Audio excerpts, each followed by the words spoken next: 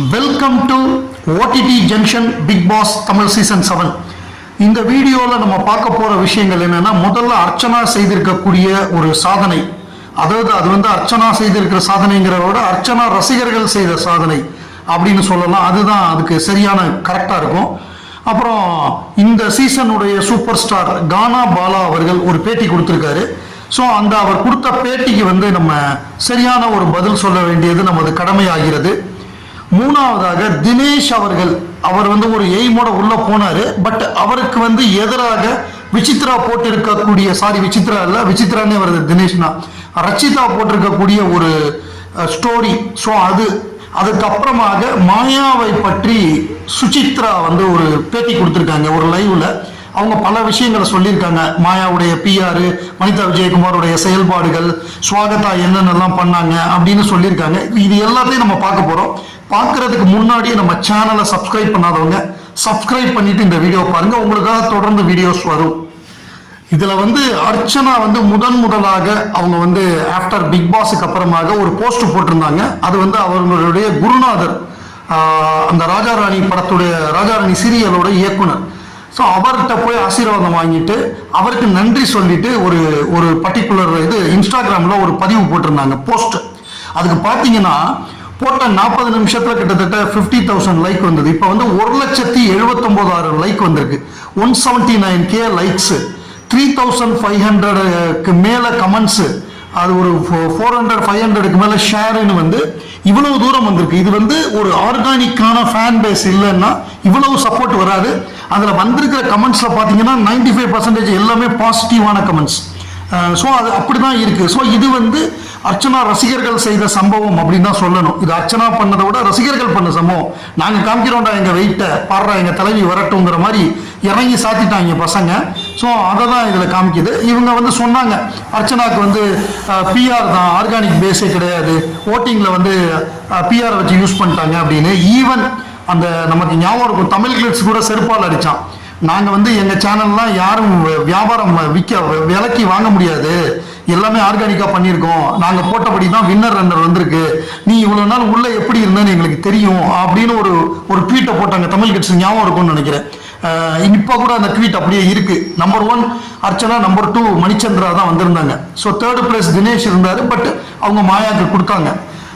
So 3வது கொடுக்கட்டும், அது பிரச்சனை இல்லை நமக்கு. பட் நம்ம என்ன சொல்ல வரோம்னா, அவங்க வந்து இத்தனைக்கும் தமிழ் கிட்ஸ்ல வந்து அந்த மேத்தமெட்டிக்கல் காட்ஷாலாம் வச்சுட்டாங்க ஃபைனலுக்கு. அப்படி இருந்துமே மக்கள் ஆதரவு இருந்ததுனால தான் இவ்வளவு வாக்குகள், இவ்வளவு ஆசீர்வாதம், இவ்வளவு சப்போர்ட், இவ்வளவு அன்பு கிடைக்குது. அதுவும் 24/7 லைவ் இருக்கிற காலகட்டத்தில் ஒருத்தருக்கு இவ்வளவு அன்பு கிடைக்குதுன்னா அது பெரிய விஷயம். அதாவது சீசன் 5 வரைய 1 hour எபிசோடு தான் இருக்கும். அப்போ வந்து எடிட் பண்ணி அவங்களோட நல்ல விஷயத்தை மட்டும் காமிச்சிருப்பாங்க பொதுவாக மெஜாரிட்டி ஆஃப் ஆடியோ இவங்களுக்கு, கண்டஸ்டன்ட்டுக்கு. பட் இந்த முறை 24/7 காமிச்சுமே ஒரு போட்டியாளர் மேல நமக்கு இவ்வளவு அன்பு இருக்குன்னா அது வந்து அவங்களோட நடந்து கொண்ட முறை, அவங்களுடைய கேரக்டர், அதுதான் காமிக்குது. ஸோ அந்த வகையில வந்து அர்ச்சனா இன்ஸ்பிரேஷனல் வின்னர். எப்படி ஒரு புள்ளி எல்லாம் சமாளிச்சு அதை தாண்டி ஜெயிக்க முடியுங்கிறதுக்கு ஒரு முன்னுதாரணம், ஒரு இன்ஸ்பிரேஷன் அப்படின்னா அது அர்ச்சனா என்றால் அது மிக ஆகாது. ரெண்டாவதாக கானா பாலா ஒரு பேட்டி கொடுத்திருக்காரு. கானா பாலா பிக் பாஸ் சரித்திரத்திலேயே மிகச்சிறந்த வீரர். அவருக்கு வந்து எல்லா ஸ்ட்ராட்டஜியும் தெரியும், எப்படி எஃபர்ட் போடுறதுன்னு தெரியும், என்ன மாதிரி கேம் விளையாடுறதுன்னு தெரியும். அப்படி கேம் விளையாண்டு தான் அவர் 2 வாரம் 3 வாரத்திலே வீட்டுக்கு போயிட்டாரு. ஸோ அவர் வந்து என்னன்னா, இந்த விருந்து போய் சாப்பிட்டுருக்காரு. அவர் எதுக்கு உள்ள போனோன்னு அவருக்கும் தெரியாது, நமக்கும் தெரியாது.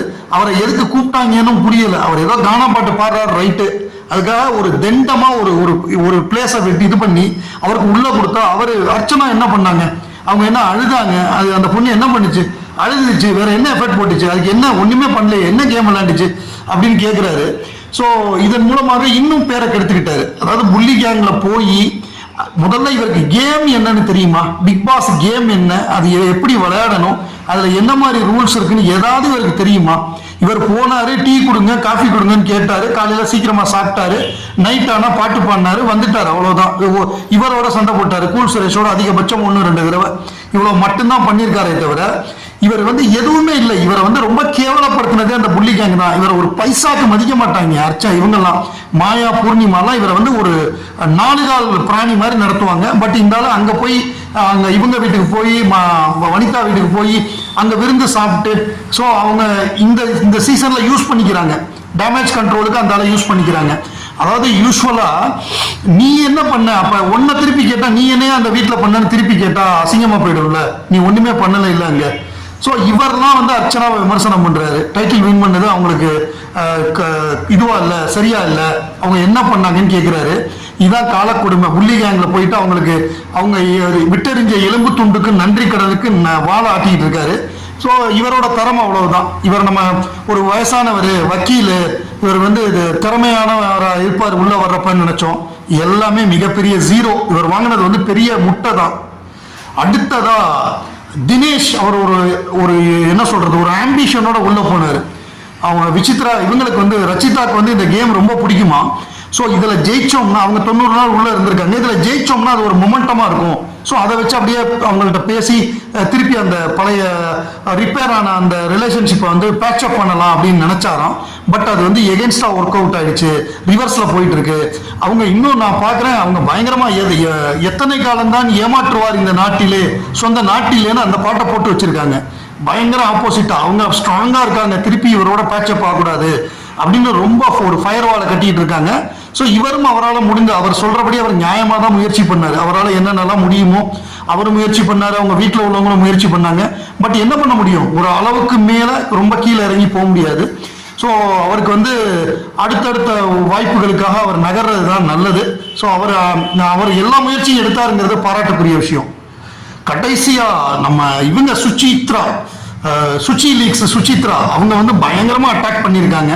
அவங்க வந்து நான் இவங்க ஜெயிச்சதை விட அர்ச்சனா ஜெயிச்சதை விட 3வது பிளேஸ்ல வந்து கேவலமா மாயா தோத்ததை தான் நான் கொண்டாடினேன்.